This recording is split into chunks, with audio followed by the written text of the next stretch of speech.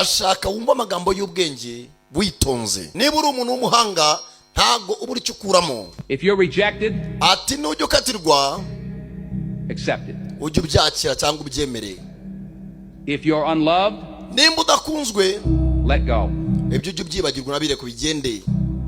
If they choose someone or something over you, nibagira umuntu bakurutisha cyangwa ikintu bakurutisha, move on. ujye ukomeza ubuzima ntugacike intege. Not everyone you love will stay. ntago ari buri ukunda wese ngazaguma mu buzima bwawe. Not everyone you trust will be loyal. nta nubwo ari buri muntu wese wowe wizera kaza kubera umunyakuri. ushaka n'umugore umwizeye ejo ukamufatana n'abandi bagabo.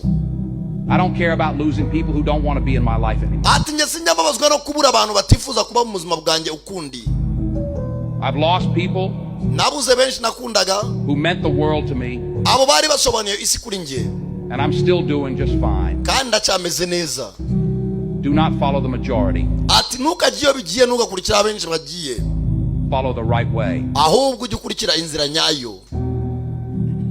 You can feel it when someone is not being real with you. ati akenshi uzabimenya igihe umuntu azaba arimo arakubeshya atakubwiza ukuri. Energy never lies. imbaraga ntizijya zibeshya. Always speak how you feel iteka ujye uvuga uko wiyumva, and never be sorry for being real. kandi ntukanabyicuze kuba wabwije umuntu ukuri. Give people time. abantu ujye